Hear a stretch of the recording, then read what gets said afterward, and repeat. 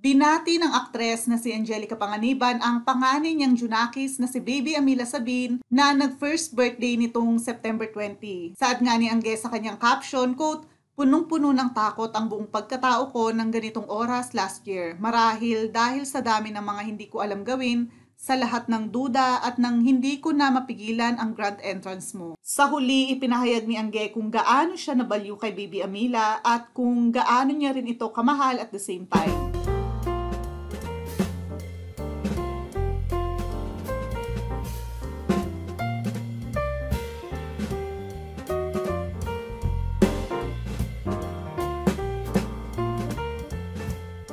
Nagpaabot din naman ng pagbati ang mga kapwa niya artista para sa kanyang anak. Narito nga ang ilan sa kanilang mga komento.